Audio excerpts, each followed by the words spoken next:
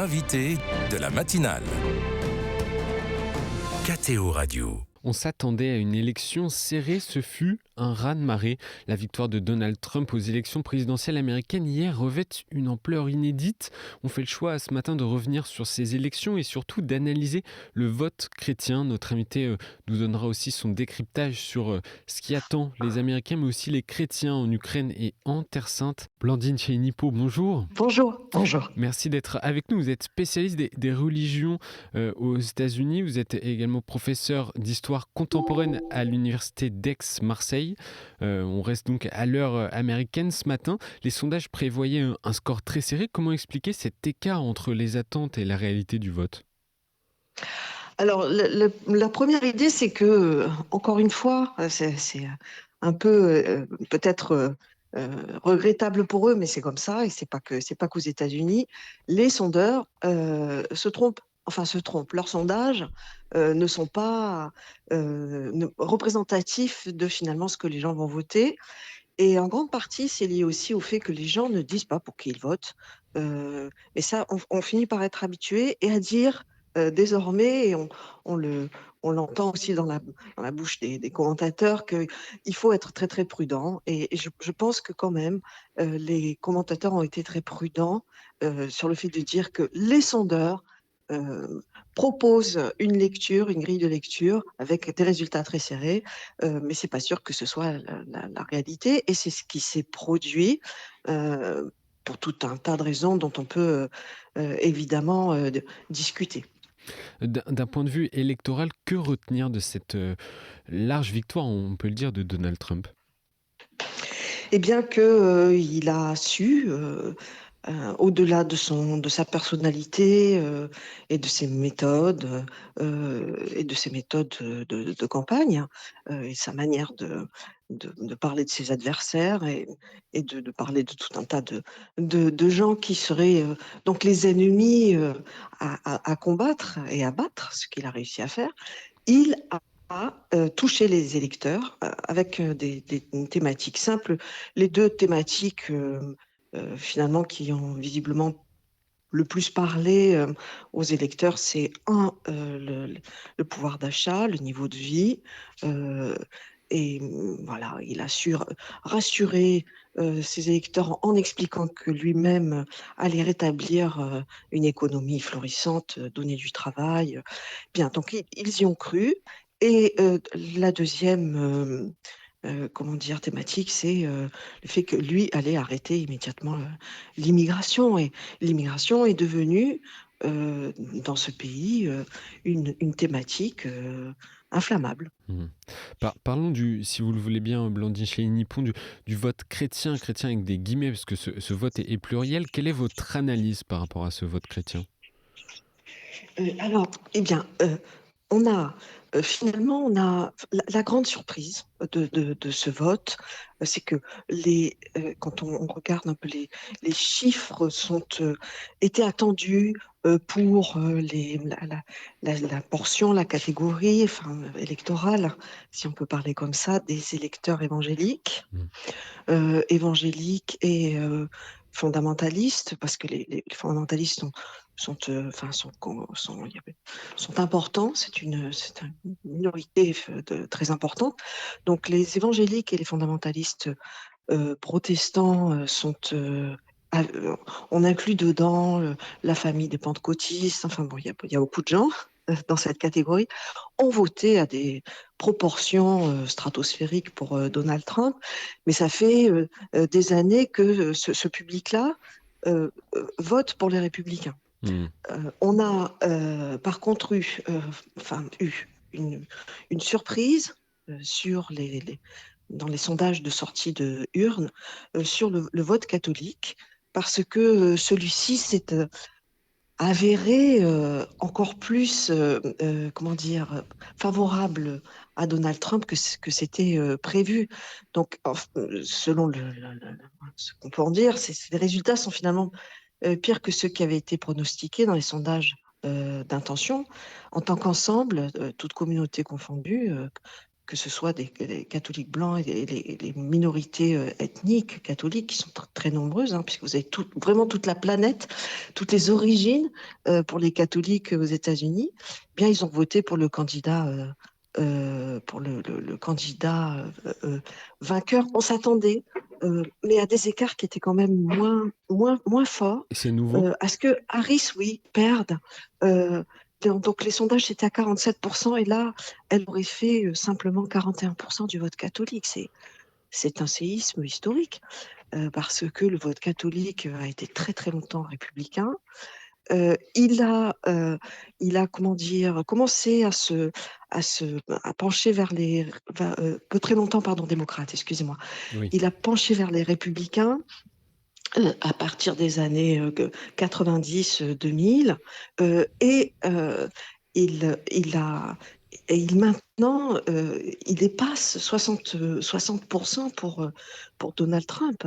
Alors, dedans, il y a le vote des catholiques blancs, qui est beaucoup plus pour Trump, mais aussi, on le voit, les minorités ethniques, c'est la seule explication que j'en ai, ont aussi voté pour Trump, alors que normalement aux États-Unis, les minorités ethniques, ce qu'on appelle les minorités ethniques, hein, c'est-à-dire en fait les minorités, enfin les populations non européennes, votent pour le Parti démocrate.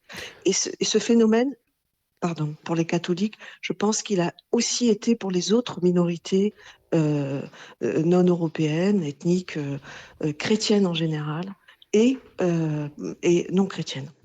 Pourquoi la personnalité très clivante de Donald Trump, ses procès en cours et la violence de ses propos, vous en avez parlé, n'ont pas été un frein pour ce vote? Alors, Des je, catholiques je, je, notamment, hein, j'entends, mais... alors, parce que, alors peut-être que il y a deux phénomènes. Peut-être que Madame Harris n'a pas été assez convaincante, pas assez convaincante. Peut-être qu'elle n'a pas appuyé sur les bonnes thématiques sur lesquelles elle aurait pu appuyer davantage, et elle avait commencé à le faire un peu en début de campagne, à savoir qu'elle aussi allait se mettre en place pour améliorer les conditions des habitants, pour augmenter les salaires, bon, avoir un discours beaucoup plus social, hein, que finalement lui a volé Donald Trump, alors que c'est plutôt le rayon des démocrates de parler comme ça. Hmm. Je pense qu'il y a ce phénomène. Et l'autre phénomène, c'est que quand même le Parti démocrate met en avant des thématiques, notamment des thématiques de protection des minorités sexuelles, bon, mais passe, par-dessus la tête des gens, et deux, qui en choque un certain nombre, encore aujourd'hui. Et donc, il y a une forme de réaction, de ras-le-bol, ou en tous les cas de réaction conservatrice, au sens où, bon, la cause gay, ça ne parle pas, ça ne Hmm. parle pas, et même ça fatigue l'électorat en général, de manière globale. Donc, il faudrait que le Parti démocrate change un peu ses priorités dans son programme, ou en tous les cas dans la manière de se présenter au très grand public américain. Donald Trump s'est positionné durant toute la campagne comme le candidat de la paix. C'est comme ça qu'il se prononçait. Son élection peut-elle influencer justement la paix dans le monde? Alors, enfin, oui, je ne sais pas si elle va aboutir à la paix dans le monde. En tout cas, ce discours sur le fait de dire que il faut mettre fin aux guerres sans fin.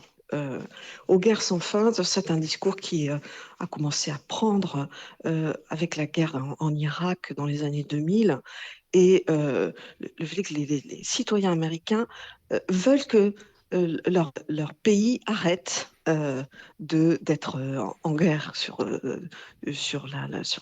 4 coins du globe, en étant le gendarme du monde, parce que ça leur coûte extrêmement cher. Donc le fait que les Ukrainiens aient autant eu besoin de l'aide américaine, et que Joe Biden a à chaque fois bataillé pour rallonger les budgets, pour rallonger les milliards, finalement, c'est devenu une thématique pour les républicains à la Chambre. Vous savez que ça a été bloqué, les aides à l'Ukraine ont été bloquées à cause des républicains à la Chambre. Donc, c'est une thématique qui parle au public américain. Donc ils ne veulent plus que les États-Unis s'engagent euh, et dépensent des milliards pour les autres, en fait. Donc, C'est un peu ça donc on peut l'idée. s'attendre Voilà. à un retrait des États-Unis sur la guerre en Ukraine? Oui, oui, je pense qu'on peut s'y attendre. Je pense que la question ukrainienne, comme l'a expliqué M. Trump, serait réglée parce que personne s'en est bien occupé. Donc, qu'il allait régler ça en un jour. Hein. Vous souvenez de la formule. Donc, on va voir combien de jours ça prendra, mais il est certain qu'il va directement aller résoudre, entre guillemets, cette question. Alors maintenant, vous savez que les Européens se réunissent d'ailleurs pour discuter de de cette situation, mais il faut s'attendre à ce que les États-Unis lâchent l'Ukraine d'une manière ou d'une autre et Et, obligent les Ukrainiens à négocier hmm. euh, un partage territorial finalement avec la Russie. Et par rapport au conflit au Moyen-Orient, quelles peuvent être les conséquences également de l'élection de Trump? Alors, c'était là aussi peut-être paradoxal hein, de se dire que ça fait plus d'un an que M. Biden essaye d'obtenir sans résultat, et on peut pas enfin, lui reprocher cette tentative permanente, essaye d'obtenir du gouvernement israélien un cessez-le-feu qui ne lui a jamais été, comment dire, pas accordé, mais en tous les cas, le gouvernement israélien est resté intraitable là-dessus, d'autant plus que cette question a mis M. Biden en porte-à-faux vis-à-vis de l'électorat américain et de son propre électorat, qui lui a reproché justement son incapacité, et ça a duré, enfin bon bref, tout ça a servi aussi les intérêts de M. Trump. Euh, on risque éventuellement d'arriver avec, avec M. Trump et son équipe, d'arriver à un compromis, euh, cesser le feu, mais il ne faut pas s'attendre à ce que l'équipe Trump continue la politique traditionnelle des États-Unis qui est celle de la paix avec deux États. Deux États, un État israélien, un État palestinien. Là, je suis pas à peu près certaine, c'est pas, Ce je serait le plutôt lis, hein. favorable à la position israélienne? Oui, Ouais. oui, là, ils ne sont oui, dans l'environnement de M. Trump, la question d'un État palestinien ne se pose pas. Hmm. Merci Blandine. Chez le Nippon, cette interview s'arrête là malheureusement, mais merci pour votre expertise et votre regard sur la victoire de Donald Trump et du camp républicain aux élections américaines. Et puis on va continuer à suivre ce qui s'y passe. Bonne journée à vous. Merci.